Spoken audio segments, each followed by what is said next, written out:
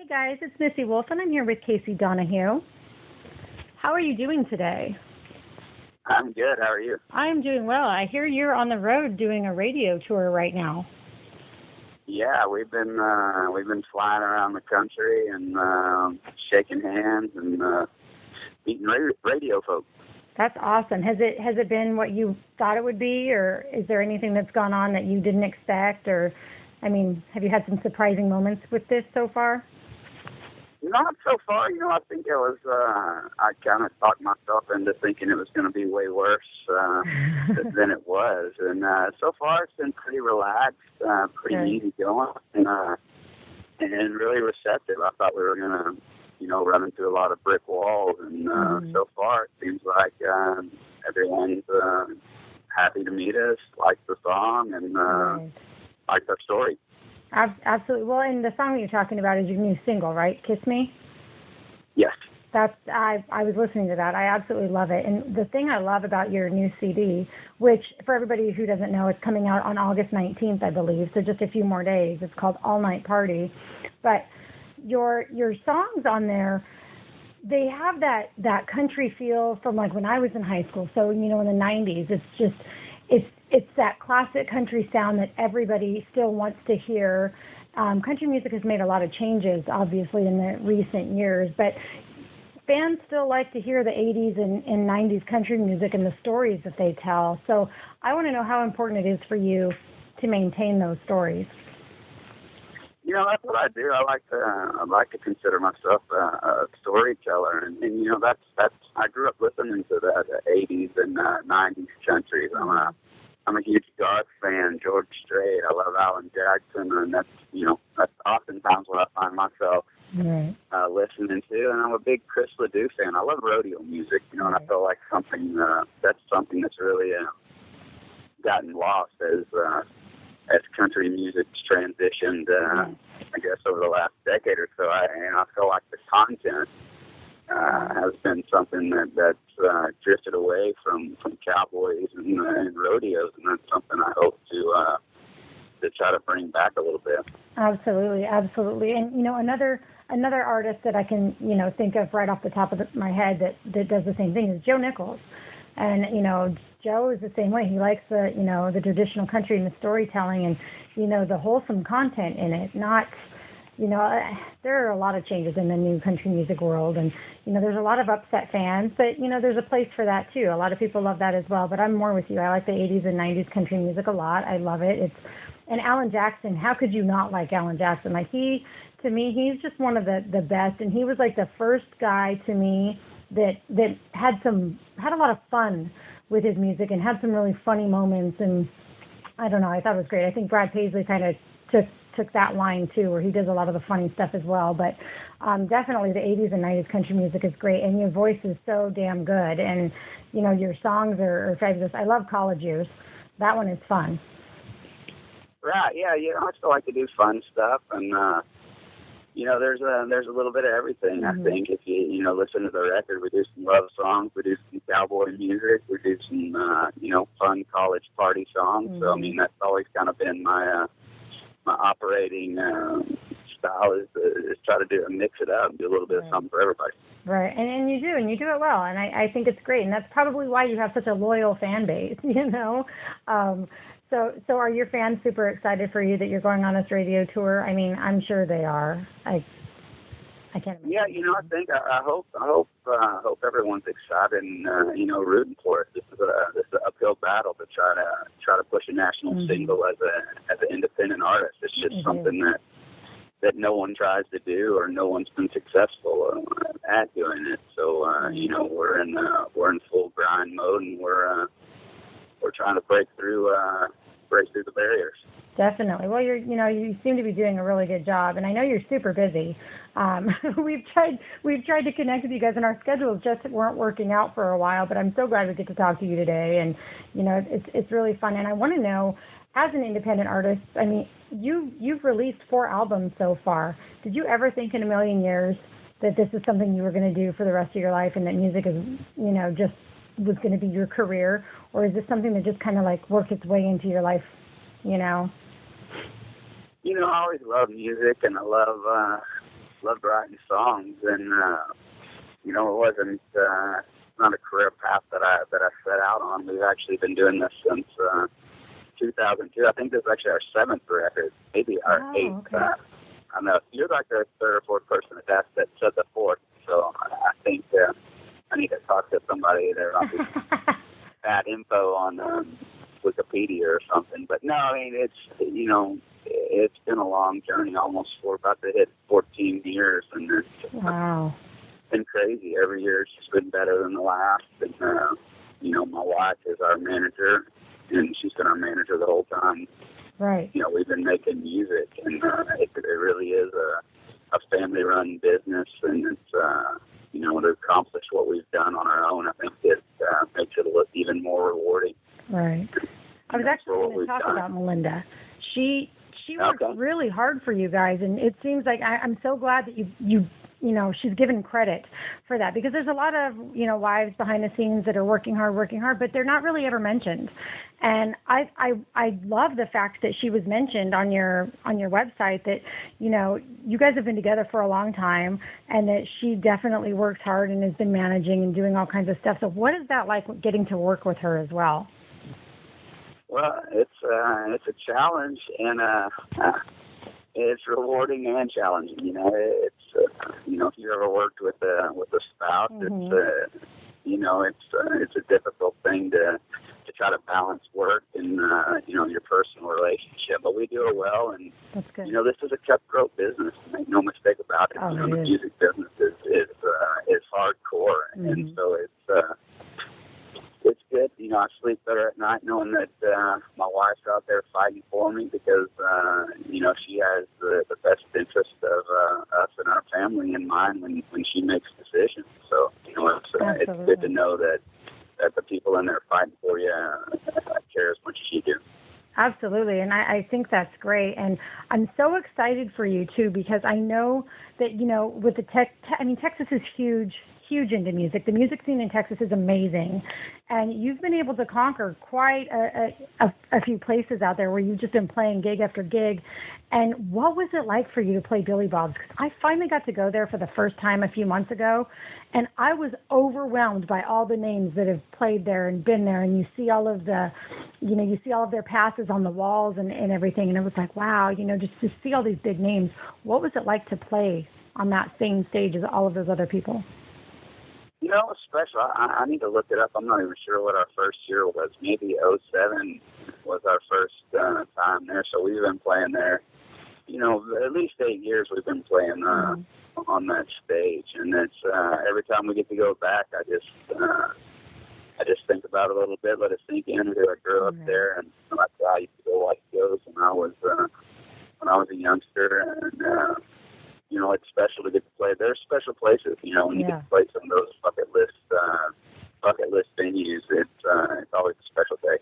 Absolutely, and I imagine that first day that you stepped out on that stage, knowing all those people that had been there before you, that had graced that stage, like, that just had to have been one of the most amazing moments ever, because Billy Bob's really is a legendary, you know, place to play for those people, and I just think it's great, and I was happy for you when I read that, so yay, good. I'm glad you're still playing there too.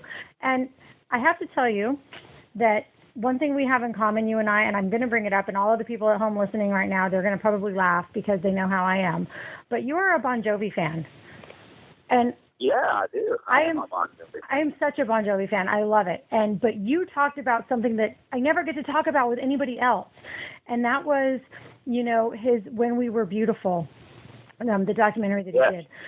And one of the things that he talks about with his music and that is, you know, when you create a song that you think, wow, this is a great song, the song is going to do really well, and you fall in love with that song, and then you don't really get the response that you were thinking for that song, but you got it for another one that you didn't really like as much.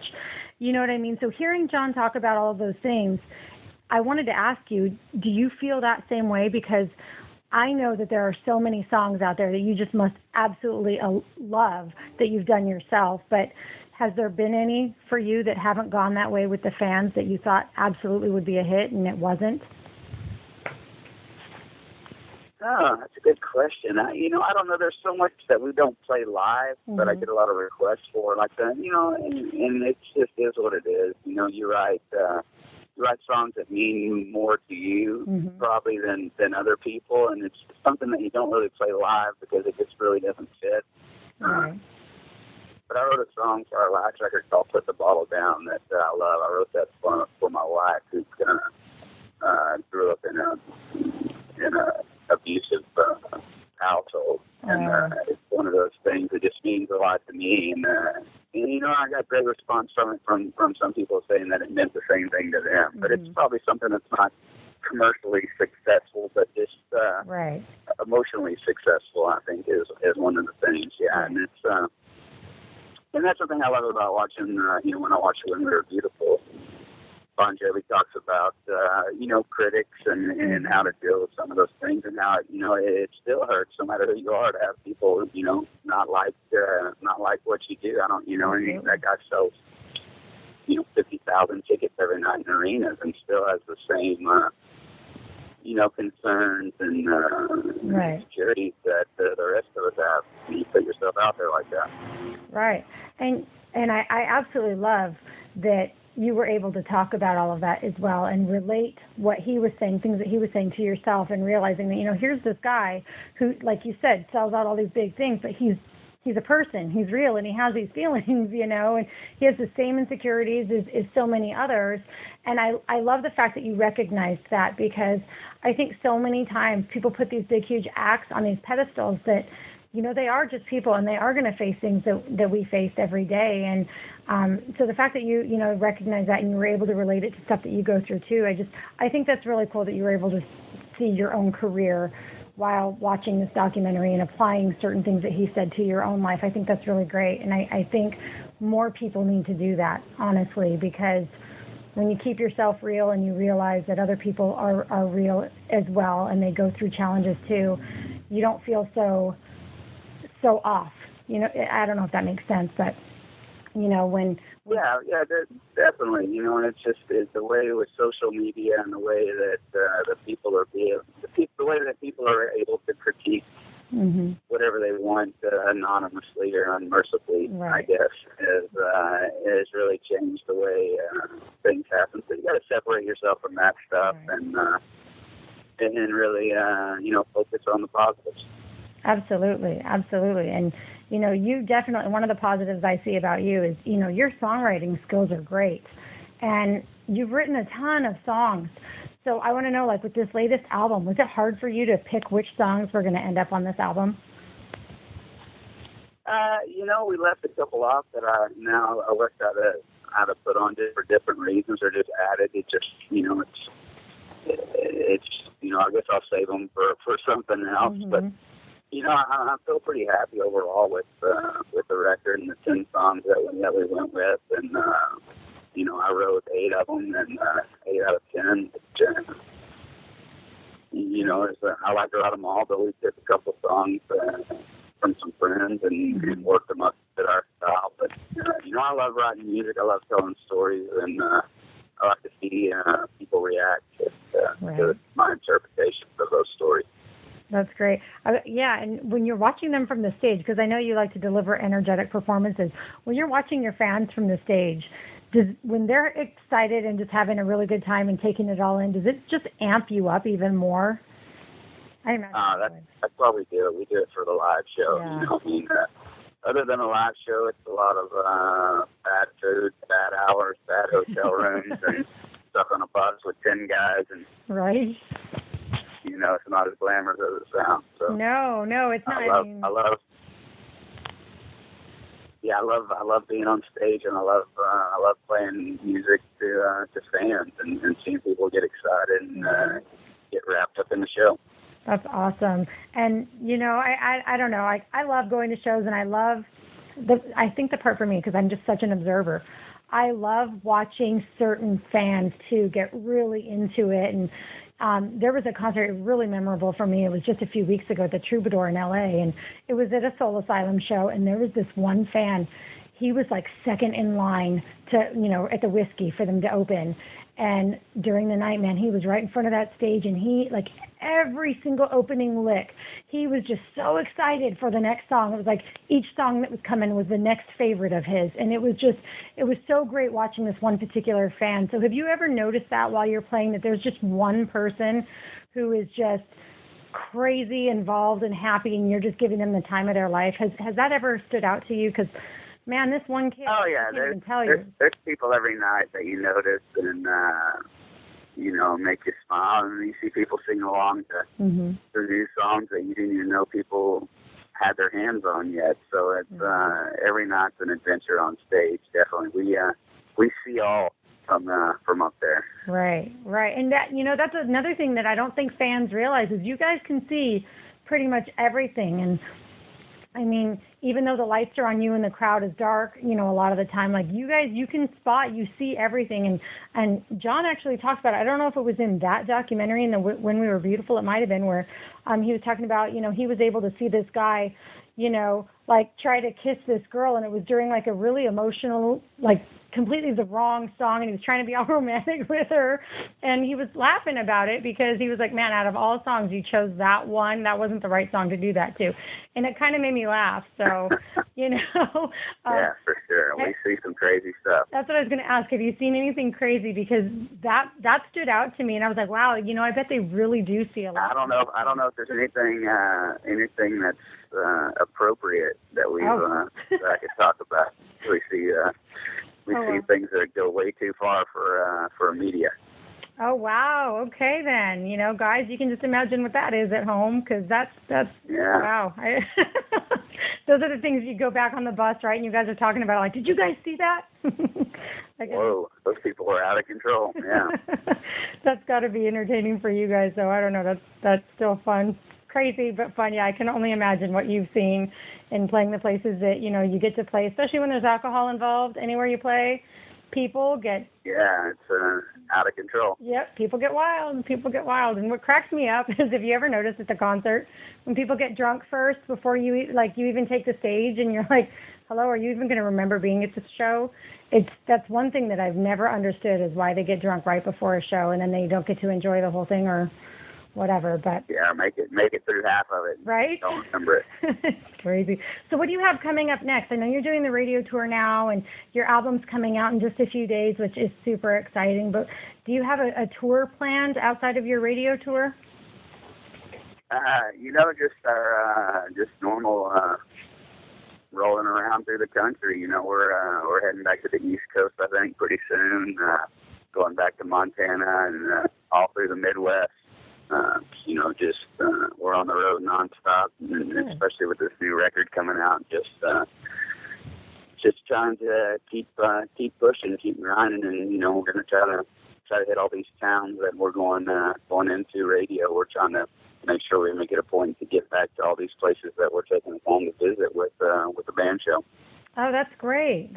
And so fans can find you on social media and all of that stuff, and you have all your show dates listed on your website, so they can easily find all of that, right? For sure, yeah. Check us out. Just go to CaseyDonahew.com. It's got it'll lead you everywhere you need to go. Perfect. I know you even have merchandise, which is really cool. I love the artwork for All Night Party. I want to know who did that. Thank you. That's my wife. See?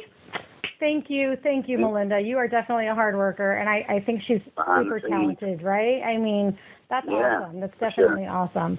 Well, thank you so much for taking the time. I know you're super busy, and I know that, I caught you on the road. So again, thank you so much for taking the time to talk to me. And for everybody at home, you guys got to check out Casey Donahew. We will put all the links up for you so that you have no excuses. Just click the link, and it'll take you where you need to go. So, all right, Casey. Well, thank you so much, and we'll talk to you soon. You bet. Thank you. Appreciate the time. No problem.